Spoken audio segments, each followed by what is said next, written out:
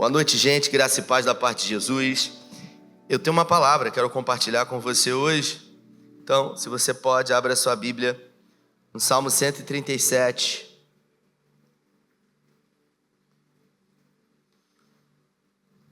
Salmo 137.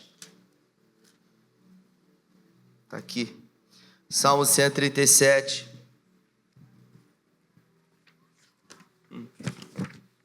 O tema da nossa conversa de hoje é cobertor curto. Cobertor curto. Quem já se cobriu com cobertor curto aí na vida aí? O que você sentiu? Frio. Ou na cabeça ou nos pés, né? Não é isso? Então, o cobertor curto, ele faz isso. Salmos, capítulo 37, a partir do verso 1. Você achou, diz achei aí para eu saber? Graças a Deus, está no meio da Bíblia. Diz assim, a minha tradução: junto aos rios da Babilônia, nós nos sentamos e choramos com saudade de Sião. Ali, nos salgueiros, penduramos as nossas harpas. Ali, os nossos captores pedíamos canções. Os nossos opressores exigiam canções alegres, dizendo: cantem para nós uma das canções de Sião. Como poderemos cantar as canções do Senhor numa terra estrangeira? Que a minha mão direita definha, ó Jerusalém, se eu me esquecer de ti. Que a minha língua se me grude no céu da boca, se eu não me lembrar de ti e não considerar Jerusalém a minha maior alegria. Lembra-te, Senhor, dos edomitas e dos que fizeram quando Jerusalém foi destruída, pois gritavam: arrasem-na, arrasem-na, até os alicerces, ó cidade da Babilônia, destinada à destruição. Feliz aquele que retribuir o mal que você nos fez. Feliz aquele que pegar os seus filhos e despedaçar contra a rocha. Se você pode, feche os seus olhos. Pai, essa é a tua palavra e em graça nessa noite pedimos que o Senhor fale conosco, que o Senhor tenha liberdade na nossa mente e no nosso coração, que essa palavra venha como destino certo para a nossa alma, sobretudo para os desafios dos dias atuais que nós vivemos. É o que nós te pedimos, Espírito Santo de Deus, em nome de Jesus, amém. Queridos, cobertor curto é o tema da nossa conversa de hoje e eu não sei se você já se atentou para isso. A vida, Tadeu, parece um cobertor curto, porque a gente nem sempre tem tudo aquilo que a gente quer. Sempre, quando alguma coisa boa acontece, nós estamos vivendo também uma ausência. Eu sempre digo nas minhas mensagens que a vida ela é estacional. E o que quer dizer a palavra estacional, Rodrigo? Estacional quer dizer que ela é como as estações do ano, que possuem primavera, verão, outono e inverno. E nós estamos no verão. No verão, os dias são mais longos, as noites são mais curtas. E nós temos a intensidade, de viver, porque a gente acaba ficando muito mais tempo acordado. E depois do verão vem a primavera. A primavera é a estação das flores. A primavera é uma estação denominada, Robson, de estação amena. É exatamente o momento que as flores elas começam a desabrochar, elas começam a surgir. E a primavera ela tem uma característica que ela não é frio, mas também não é calor como no verão. E depois da primavera, a gente tem o outono. O outono é chamado as estações, a estação onde as flores, as folhas que eram verdes na primavera, elas agora começam a amarelar, a murchar e a cair. No outono especificamente, a gente identifica que as flores elas se transformam em frutos. A estação do outono é considerada como a estação dos frutos, porque eles surgem exatamente nesse momento. E o inverno, que sempre chega para todo mundo, né, Robson? O inverno, os dias são mais curtos, As noites são mais longas, mas ainda assim, mesmo sendo inverno, muitas pessoas preferem o inverno. Algumas pessoas acham que no inverno a gente tem a oportunidade de andar mais arrumado, uma vez que no verão a gente procura usar o mínimo de roupa possível. Quem gosta do inverno, levanta a mão aí. Aí, ó. Quem gosta do verão, levanta a mão aí. É isso aí. É uma metade. O que seria do verão se só tivesse inverno, né, William? E a gente acaba percebendo que por melhor que possa ser o verão, e esse verão foi um verão muito bom, nós tivemos 48 dias sem chuva. 48 dias. Quando choveu, só passou assim, ó, e já foi embora.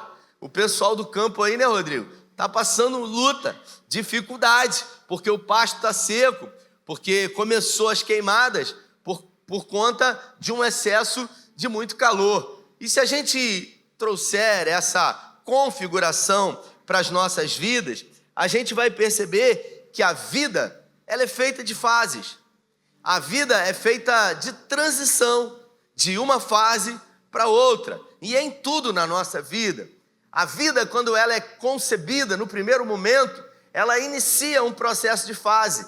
Depois de um ato sexual, de uma relação entre um homem e uma mulher, o óvulo é fecundado, a criança começa a ser gerada ali no útero. E nos primeiros 3 meses, Bia, você viveu isso recentemente, é aquele período dos enjoos, dos primeiros iniciais desconfortos da mulher. O corpo começa a passar por um processo de transformação. Depois de 6 meses, a mãe ela já não consegue dormir direito, porque o feto começa a comprimir a bexiga ela se torna muito menor, e aí, com isso, vai-se ao banheiro muito mais vezes.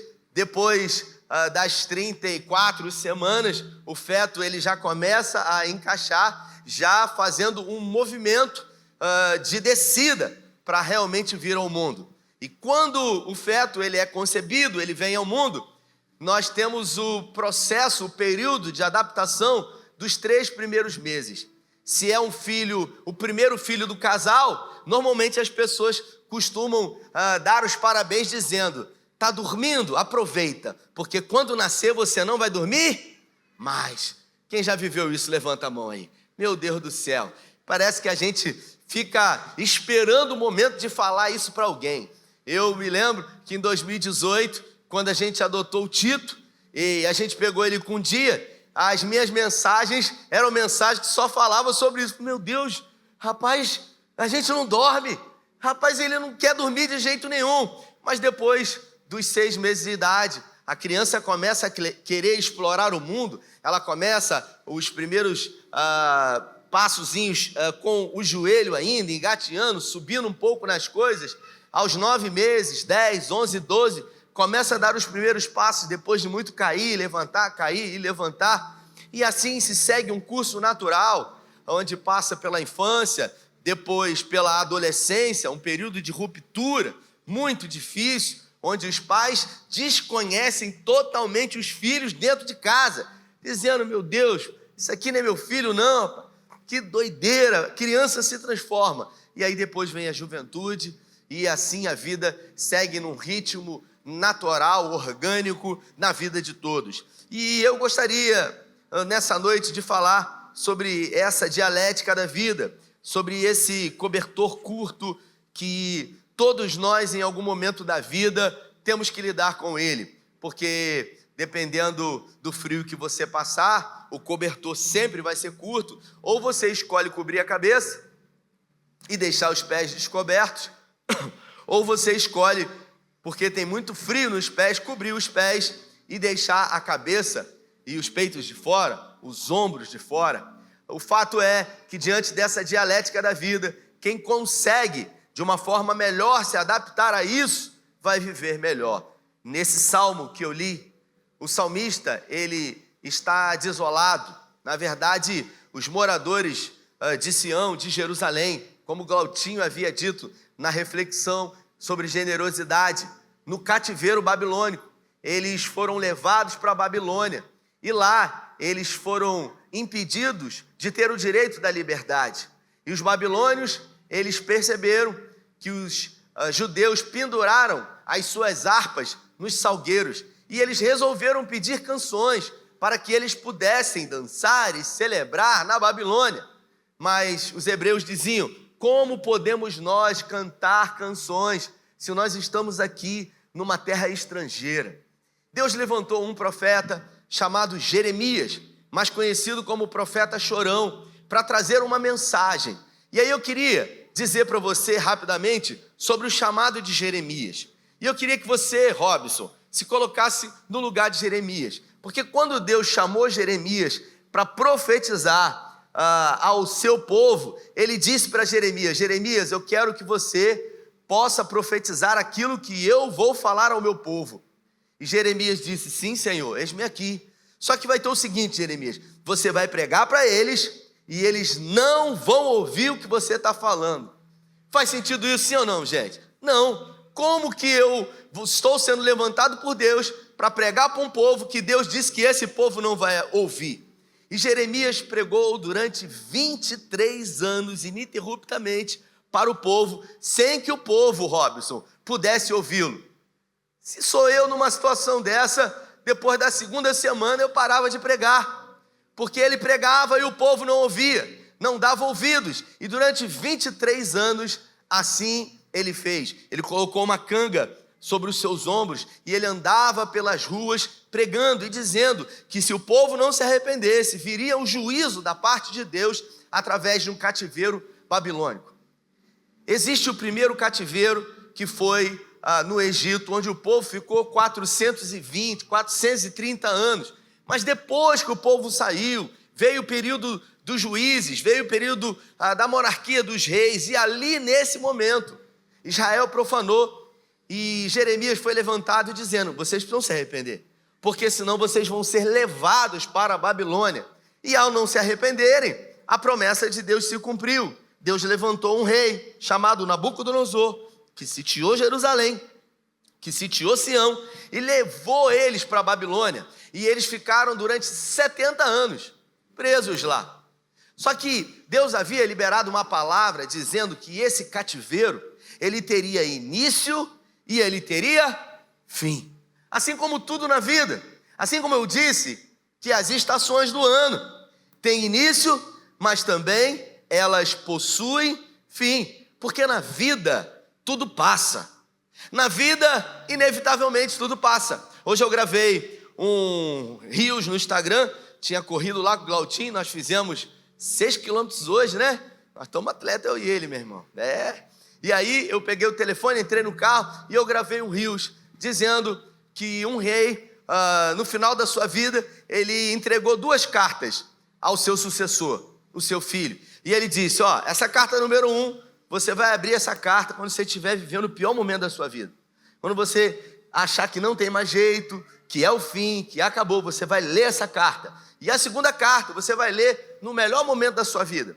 Quando tiver tudo maravilhoso, eu quero que você leia essa segunda carta. E aquele rei que assumiu o trono, passou alguns anos depois por um dos piores momentos da sua vida, de impotência, sem saber o que fazer, desesperado, sem a esperança. Ele se lembrou da palavra do seu pai, pegou a carta número 1 e quando ele leu estava escrito: não se preocupe, vai passar o que você está vivendo.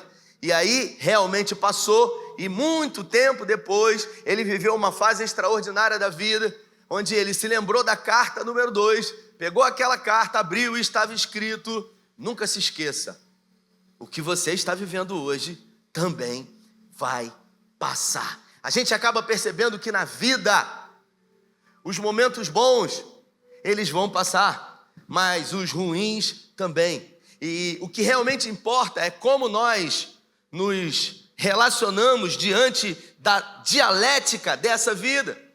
Porque Israel resolveu não mais querer viver diante do início do cativeiro na Babilônia.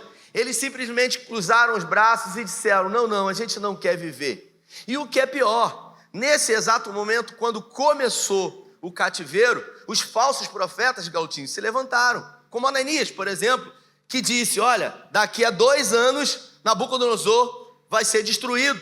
e nós vamos voltar para Sião, nós vamos ter de volta a nossa terra. E ele começou a profetizar uma mentira, dizendo que em 2 anos tudo voltaria ao normal, mas Deus havia determinado um período de 70 anos. E esse período, inevitavelmente, ele precisaria ser vivido. Ananias pegou a canga que era de Jeremias, destruiu aquela canga e disse que a destruição daquela canga era mando do próprio Deus. Quantas são as vezes que nós estamos vivendo uma fase ruim, um momento de adversidade, e pessoas que estão à nossa volta, que teriam a oportunidade de ser um instrumento de Deus para liberar uma palavra de conforto, liberar uma palavra de esperança, e essas pessoas são as pessoas que falsamente usam o nome de Deus para nos enganar. Foi o que aconteceu com aquele povo. Eles resolveram não mais viver. E eu me dirijo a você, perguntando para você, qual é a fase que você está vivendo na sua vida?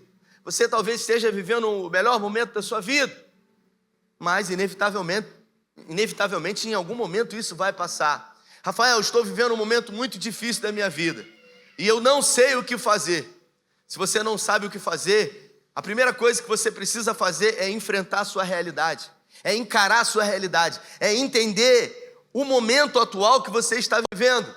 E é uma das coisas que, quando passamos por adversidade, nós decidimos não fazer. Porque quando você encara a sua realidade, você começa a partir do momento que você está. Você começa com aquilo que você tem. Você não espera estar pronto. Você simplesmente continua esperando, mas muito mais do que isso, você agora decide esperançar.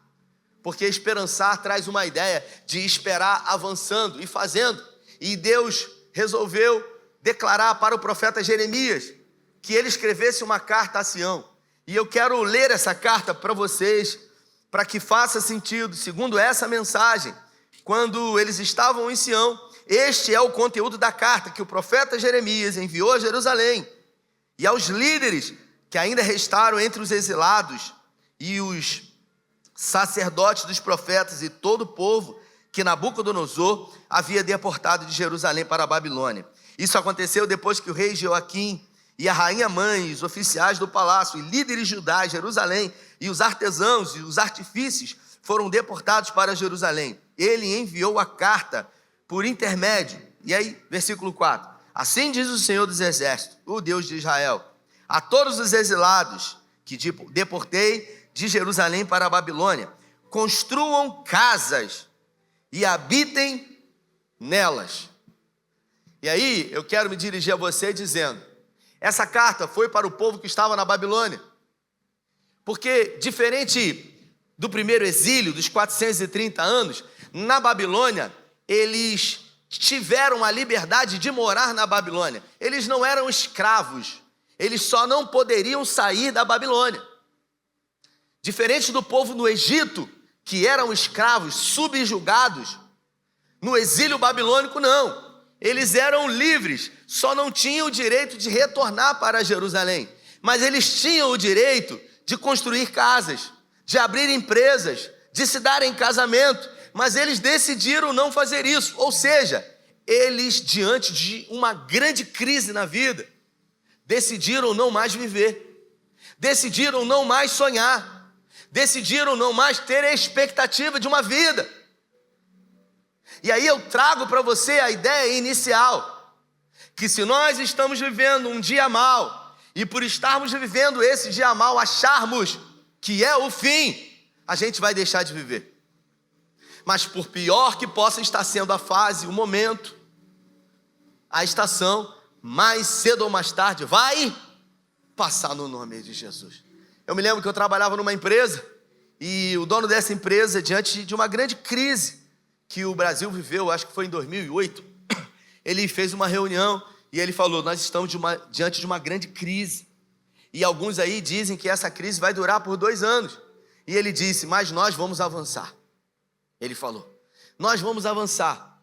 Eu tenho contato com os amigos, que são os concorrentes, e eles estão tudo procurando uma caverna, um abrigo, para esperar essa tempestade passar, ele disse. Mas nós vamos colocar roupas especiais e nós vamos continuar andando, mesmo num passo reduzido, porque quando essa crise passar, nós vamos estar muito à frente de todos.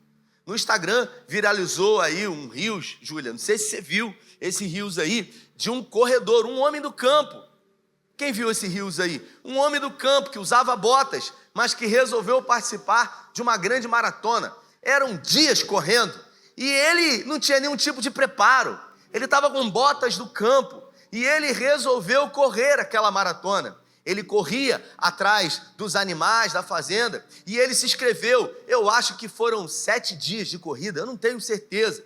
E aí, quando chegou lá na hora da largada, arrumaram um tênis para ele, porque viram ele com uma galocha, aquelas galochas, e arrumaram para ele um tênis. E aí começou a corrida. E é claro, ele foi um dos últimos. Todos foram à frente. Se você não viu, depois você pesquisa na internet.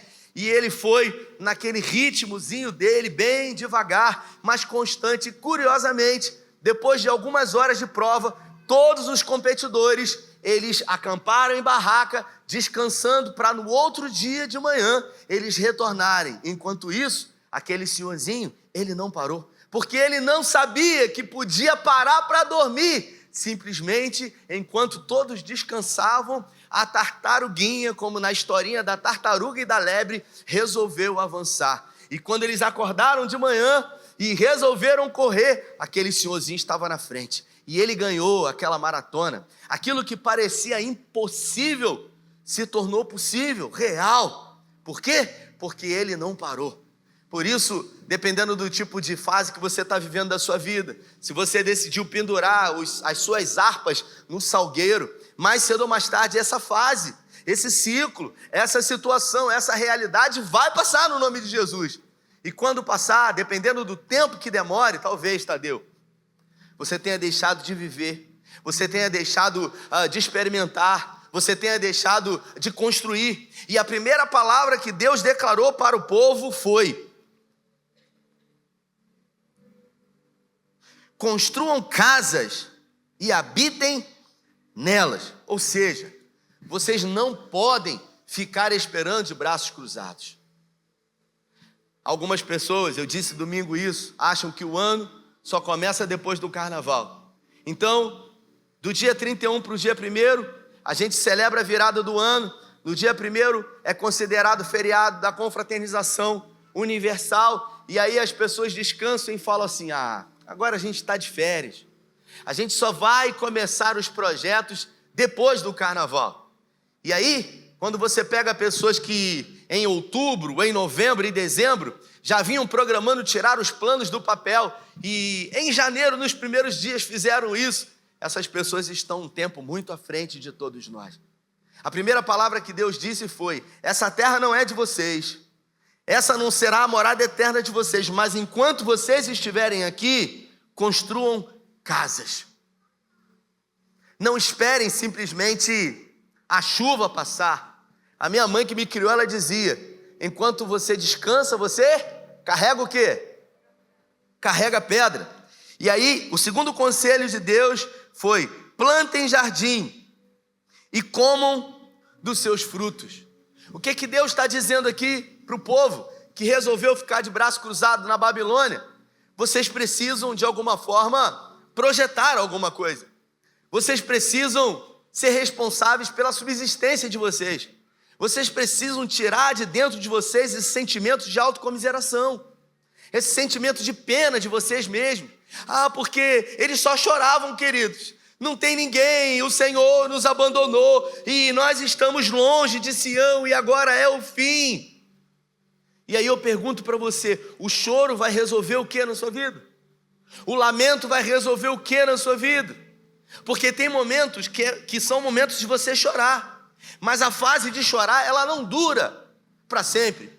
Depois que você chorar, você limpa os seus olhos, você levanta e você volta a caminhar. Porque foi o que Deus disse. Deus determinou que haveria um mal 70 anos, porque durante 23 anos eles não ouviram a pregação de Jeremias. E agora, por causa do arrependimento e do choro do povo, Deus iria abreviar aquilo que ele havia determinado? Não. Então ele disse: vocês precisam se dar em casamento, vocês precisam fazer negócios aqui, Porque quando vocês voltarem para Jerusalém, para Sião, para Israel, vocês precisam voltar já em movimento, em vida, com negócios, com empresas. E o terceiro conselho que Deus deu para o povo foi: case-se, tenham filhos e filhas, escolham mulheres para casarem os seus filhos e deem as suas filhas em casamento, para que também tenham filhos e filhas, multipliquem-se e não diminuam. Eu aprendo com isso, querido, aquilo que aconteceu com Davi. Davi, ele teve um relacionamento extraconjugal com Batseba. Na temporada do The Chosen, no início de uma das temporadas, eles retratam exatamente esse momento, quando o menino havia sido concebido por Batseba, o primeiro filho, e o menino ficou doente. E alguns diziam que a doença do menino era muito grave. E a Bíblia retrata que Davi, ele resolveu se prostrar diante de Deus, rasgar as suas vestes, lançar cinzas sobre a sua cabeça e chorar copiosamente, pedindo a Deus, de alguma forma, que ele pudesse intervir nessa situação. E durante alguns dias, Davi promoveu esse rito, não comeu comida, não bebeu água, não tomou banho, não foi para sua cama. Ele jogou cinzas sobre a sua cabeça, ele chorou até o momento em que o menino morreu. E os servos de Davi ficavam assim: meu Deus, se ele está assim, enquanto o menino está doente, a hora que ele souber que o menino morreu, acabou. O que vai ser do nosso rei? E a Bíblia fala que enquanto eles cochichavam sobre a morte do menino, Davi percebeu um movimento estranho. E Davi disse: o que aconteceu? E eles ficaram apavorados com medo de dizer que o menino havia morrido. E aí Davi pergunta: e o menino? O menino morreu, veio a óbito? E eles disseram: sim, meu senhor, o menino veio a óbito. E a Bíblia fala que Davi se levantou, que Davi se limpou, que Davi tomou banho, que Davi colocou uma veste real, que Davi se alimentou, que Davi convidou a sua esposa Batseba para se deitar com ele. E do ato sexual daquela noite, Deus produziu um fruto que foi a descendência do trono de Jesus, chamado Salomão. A gente acaba percebendo que a Bíblia retrata que muitos daqueles que cercavam a Davi disseram: ué, mas o senhor levantou agora e resolveu tomar banho e comer? E ele disse: enquanto o menino estava doente, eu clamei ao Senhor. Eu pedi, tendo esperança, que as misericórdias do Senhor nos alcançassem. Uma vez que ele não está mais aqui, seguiu o seu caminho na vida, eu preciso seguir o meu. E daqui a algum tempo, todos nós estaremos juntos novamente. Isso é discernir as estações, é discernir o tempo em que você está vivendo. É tempo de quê na sua vida? É tempo de chorar? Então chore, meu irmão. Se é tempo de chorar, chore. Mas entenda que o tempo de chorar, ele não é eterno. Ele não dura para sempre. É o tempo de lamentar na sua vida, então lamente. Mas não entenda, não ache que isso é o tempo inteiro na sua vida. Em Eclesiastes, no capítulo 3, diz que há um tempo determinado para todo propósito. Às vezes a gente acha, Luciano, que Salomão falou que há um tempo determinado para todas as coisas. Não há um tempo determinado para todas as coisas. Salomão disse que há um tempo determinado para todo o propósito. Pessoas que não vivem no propósito são pessoas que acham que de alguma forma a vida delas vai mudar de uma hora para outra, como num passe de mágica, como numa música que diz: deixa a vida me levar. A vida é aquele louvor que você conhece. Nós somos responsáveis. Aquilo que eu faço hoje determina onde eu vou estar amanhã. E essa carta, ela teve um destino certo na vida de homens e mulheres que estavam exilados. E ele disse: plantem jardim, comam do que crescer da terra, casem-se, multipliquem-se, não desperdicem a vida, trabalhem pelo bem do país. A gente percebe que quando o Bolsonaro era o presidente, o pessoal que era opositor ao Bolsonaro, e eu não sou partidarista aqui. Eu vou apenas falar sobre uma constatação. O pessoal que era bolsonarista, né, estava no poder. E o pessoal que não era bolsonarista, os da esquerda, eles queriam que o país piorasse, porque quanto pior, melhor. Só que agora são eles que estão no poder. E alguns dos que estão com o Bolsonaro lá no poder, eles torcem para que o governo de Lula ele seja o pior possível. Só que eles se esquecem que todo mundo está dentro do mesmo barco. E se o barco afundar, todo mundo morre. Então você tem que torcer para o negócio dar certo. De jeito nenhum que eu vou torcer para dar certo. Faz sentido isso, queridos? São coisas irracionais. E Deus disse, vocês precisam entender que a Babilônia foi o lugar que eu coloquei vocês por 70 anos. Então vocês precisam querer que a Babilônia prospere. Porque se a Babilônia prosperar, vocês vão prosperar. Só que eles não entenderam dessa forma. Cruzaram os braços, penduraram as harpas nos salgueiros. E os babilônios diziam, cante harpa, toque músicas de Sião. E aí eles disseram, não, como que a gente pode? Que a minha boca seque, que a minha língua colhe no céu da boca, se eu me esquecer de ti. Um saudosismo, que não vai levar a lugar nenhum. Quando na verdade o que Deus disse foi, vocês precisam se levantar, vocês precisam avançar, vocês precisam voltar a viver. E quantas são as vezes que a gente deixa de viver? E eu queria caminhar para o final, citando o exemplo de Elias. Elias foi considerado o maior profeta, Glautinho, do Antigo Testamento. Tanto é que em Marcos, no capítulo 9, no Monte da Transfiguração, estava lá Moisés e Elias, o maior profeta do Antigo Testamento. Elias foi usado poderosamente por Deus para fazer grandes feitos e grandes sinais no nome do Senhor. Só que Elias poderia ter feito muito mais. O chamado de Deus na vida de Elias era muito maior do que ele havia produzido. Só que Elias, ele não discerniu as estações. Quando era momento de descansar, ele resolveu correr. E quando era tempo de correr, ele resolveu ficar na caverna. E quando ele foi para a caverna, ele gostou de ficar na caverna. E sabe o que aconteceu? Ele não quis sair mais de lá. E aí, em algum momento, ele entrou em crise e ele achou que ele era a última Coca-Cola do deserto de Betsaida. Ele falou, eu estou sozinho aqui, não tem mais ninguém, porque eu estou cansado de apanhar, eu estou cansado de fazer a coisa certa. Sabe quando você olha para o lado e você acha que só você que sofre? Sabe quando você acha que a coisa ruim só acontece na sua vida, que o raio só cai na sua cabeça? E Deus falou para ele, meu filho, você não está sozinho não.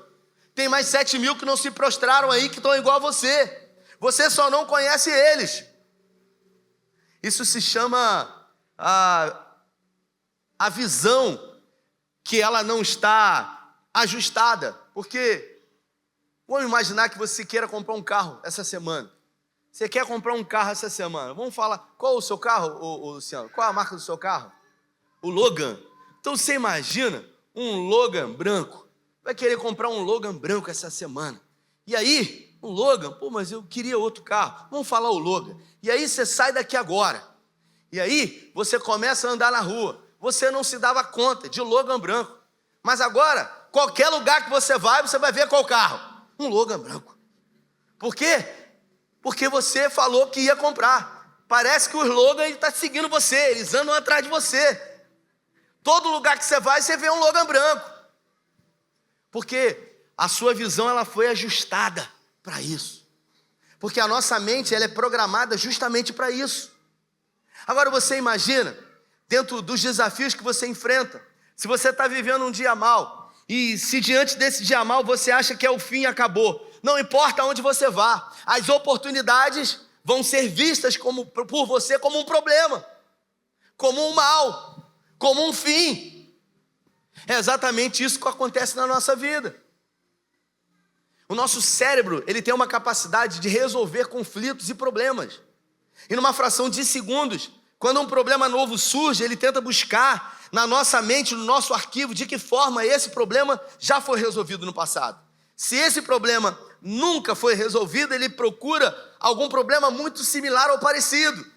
Se não existe nenhum caminho novo sobre isso, sabe o que seu cérebro faz? Ele dá a oportunidade de se resolver como você resolve problemas novos. Então, diante de crises novas, se você desiste, o seu cérebro sempre diz para você, desiste, porque é a melhor opção. E por isso muitas pessoas, diante de crises novas que vivem, nos primeiros momentos elas logo desistem. E eu vou me colocar como exemplo aqui. Eu não sabia que eu tinha problema no joelho, porque eu não imaginava. E eu comecei a correr. Desde que o Luciano Subirá veio aqui, eu já praticava o jejum. Eu já tinha o hábito de jejuar. Só que quando o Subirá veio aqui, eu implementei o jejum intermitente. Então eu faço o jejum 3 vezes por semana na minha vida, acima de 15 horas. Desde que o Luciano veio. Eu fazia outro tipo de jejum. Eu resolvi adaptar. E eu resolvi também, diante disso, das corridas que a gente faz, começar a correr. Só que eu não conseguia correr. Eu tinha muita dificuldade de correr. E logo que eu começava a correr, eu sentia dor até no olho. Até o olho doía. Não sei se você já sentiu dor no olho quando você corre. Está sentindo alguma dor? Estou no olho, inclusive. Só que eu falei, cara, não é possível. Todo mundo corre. Uma hora isso vai passar. E aí você precisa ser persistente. Você precisa entender que por pior que possa estar sendo, você vai passar. Aí você troca o tênis. Aí você troca a meia. Aí você bota um boné que você acha que você vai se sentir melhor. Não ajuda quase que nada. O que você precisa é passar pelo período de adaptação. Aí eu resolvi correr com o personal que está aqui, o Robson. E aí toda vez que a gente corria, quando começava a corrida, dava 30 segundos e ele dizia assim, correndo, esse período agora é o período das dores. É o período da adaptação, do desconforto. E ele ia dizendo, e eu não me atrevia nem a balançar a cabeça, porque eu estava sentindo dor até no olho. E aí ele falava assim, mas logo, logo o organismo ele vai liberar algumas enzimas que vão produzir alívio sobre isso. É só você continuar. E aquelas palavras vinham como bálsamo na minha vida. E aí eu, já querendo parar depois de 45 segundos de corrida. E aí ele falava, vamos embora.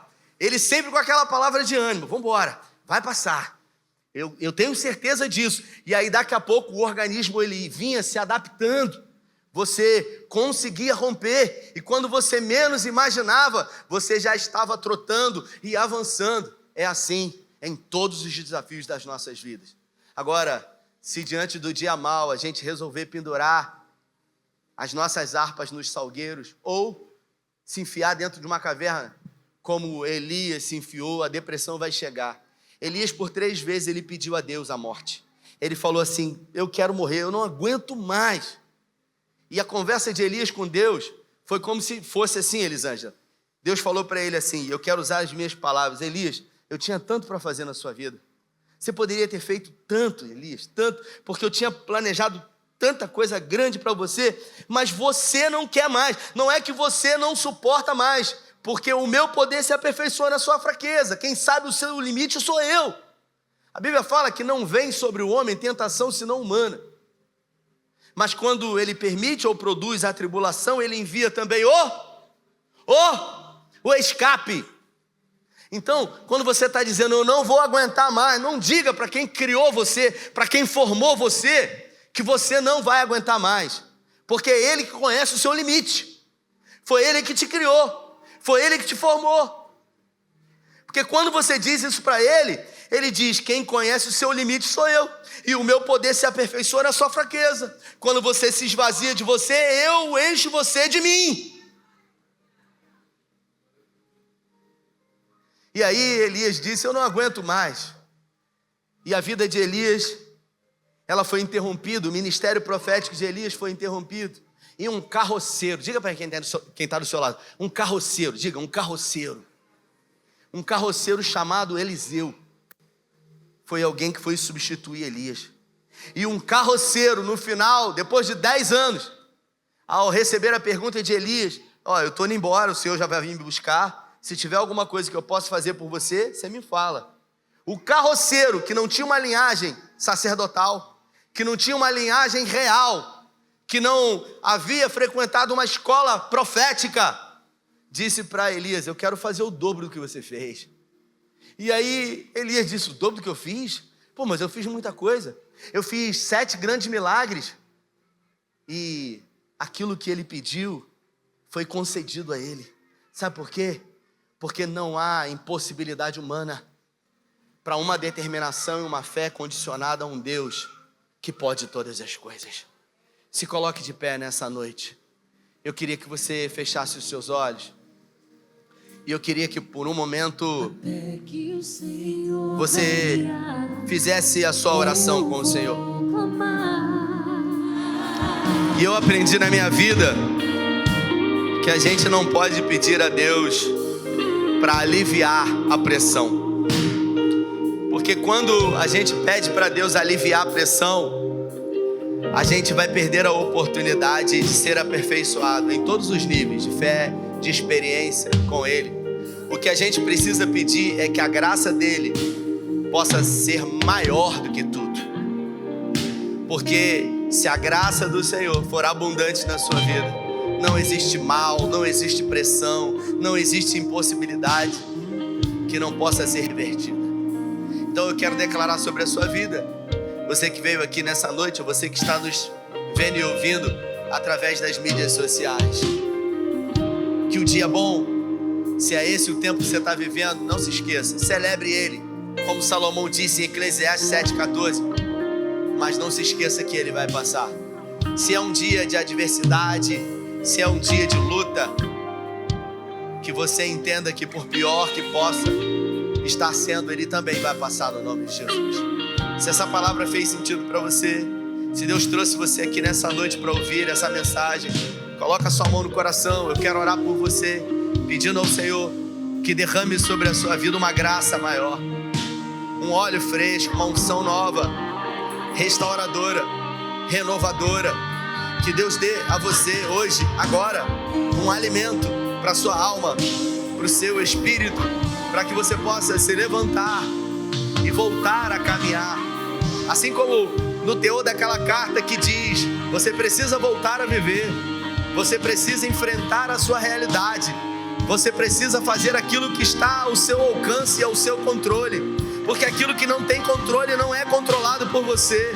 Mas quando decidimos controlar aquilo que não temos o controle, inevitavelmente vamos ficar pelo caminho. Pai, é no nome de Jesus que homens e mulheres reconhecem que precisam do Senhor, que às vezes a luta é maior do que nós mesmos, mas no teu poder nós podemos todas as coisas. Eu quero declarar pelo poder do nome de Jesus um óleo fresco sendo derramado sobre a cabeça de homens e mulheres aqui, uma unção restauradora, revigoradora sendo derramada sobre mentes e corações aqui nessa noite. Senhor, onde houver um coração abatido, entristecido, caído, coloca de pé nessa noite. Onde houver um homem ou uma mulher de alguma forma existindo e deixando de viver, que o Senhor nessa noite traga a vida novamente, que eles possam voltar a construir casas, a se dar em casamento, a viver novamente a vida que o Senhor deu, porque não importa o bom ou o mal, mais cedo ou mais tarde vai passar no nome de Jesus. Guarda a nossa casa, Senhor, os nossos filhos, repreenda todo o intento do inferno sobre nós, e que ainda essa semana respostas da parte do Senhor venham sobre nós. É o que nós te pedimos e te agradecemos em nome do Pai, do Filho e do Espírito Santo. Se você crê, recebe. Dê a melhor salva de palmas a Ele. Vai em paz, Deus nos abençoe, valeu. Diante do